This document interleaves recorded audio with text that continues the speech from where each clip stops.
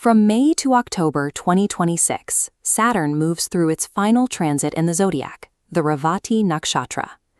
This period marks a definitive end to a 30-year karmic cycle. Revati is the nakshatra of abundance and finality, but it's currently being filtered through Saturn. Think of this as a grinding wheel, as a lead auditor.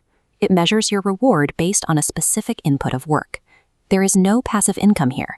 It is a high-effort, high-reward environment. This transit forces a trade-off. You must identify and remove superficial or outdated elements in your life. If you rely on gambling or shortcuts, the auditor will find the gap and the resulting correction will be severe. We've calculated the ROI for all 12 signs. This is your blueprint. We're identifying the specific purge required for your sign and the tangible assets you can stabilize by the end of the year. This ROI matrix for Aries in the 12th house requires an input of deep isolation. By doing the work of subconscious recovery and clearing karmic obstacles, you establish the foundation for foreign relocation and the discovery of specific hidden abilities. You will have to sacrifice your social visibility. This is a quiet period. Using physical grounding tools like an amethyst crystal helps anchor your focus while you navigate these internal clearances. For Taurus, the audit hits your 11th house. The input is a ruthless review of your social circle. The outcome is a verified network of allies and the gradual realization of long-term financial goals. Expect to lose superficial popularity. You need friends who provide harsh, realistic feedback rather than easy praise. This is how you build a circle that actually supports your growth. The Gemini matrix focuses on the 10th house. Your input is surviving a period of intense, unglamorous work pressure. If you maintain the pace, you secure professional credibility and long-term authority in your field. Abandon any hope for a fast track. You have to build manually. To help manage this heavy workload, use karmic remedies like feeding elephants or directing your service toward Ganesha to remove obstacles in your path. Cancer's 9th house transit requires you to break away from superficial belief systems.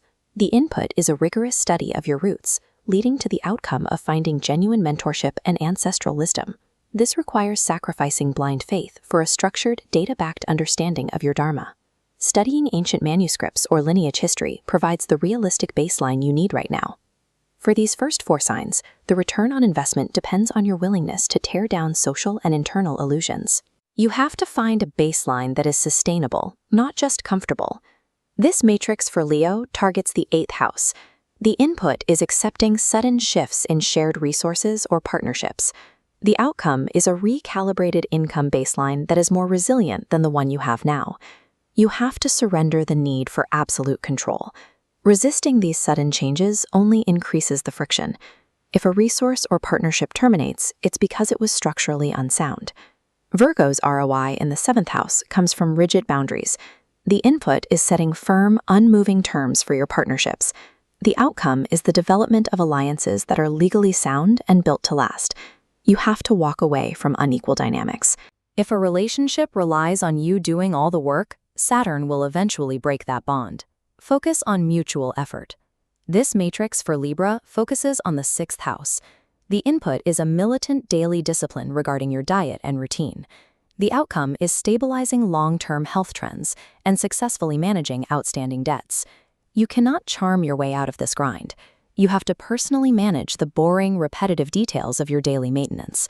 Victory here is earned through months of consistent small actions. For Scorpio in the 5th house, the input is treating your creativity and education as a formal discipline. The outcome is solidifying your raw skills into tangible assets you can actually use. All forms of gambling and speculation will be audited. If you try to play the odds rather than doing the work, Saturn will ensure the loss is significant. Focus on what you can build, not what you can win. The middle 4 signs must apply a militant structure to their external obligations. You aren't negotiating with Saturn. You're proving that your physical and financial systems can handle the pressure. This matrix for Sagittarius in the 4th house focuses on your root environment. The input is purging emotional and physical toxicity from your home. The outcome is achieving foundational stability and resolving long-standing real estate issues. You have to address psychological triggers and family property disputes directly. This process is uncomfortable and requires sustained effort, but it is the only way to secure a peaceful domestic environment. Capricorn's matrix in the 3rd house requires an audit of your ego. The input is slowing down your communication and verifying every action with data. The outcome is a more systematized approach to building wealth. Sacrifice your need for impulsive reactions. Every word you speak must be backed by evidence. By being slower and more methodical, you avoid the errors that lead to financial loss. For Aquarius in the 2nd house, the input is a severe dietary detox and a rigorous audit of your savings. The outcome is long-term financial security and physical recovery. You must stop chasing get-rich-quick schemes. Saturn demands deep recovery rather than a quick fix. You are building financial security through disciplined savings, not luck. Finally, Pisces in the 1st house. The input is carrying the full weight of your personal responsibilities. The outcome is a clearer identification of your own authority and an elevated status in your community. You must let go of any victim mentality. Saturn holds you strictly accountable for your personal decisions during this transit.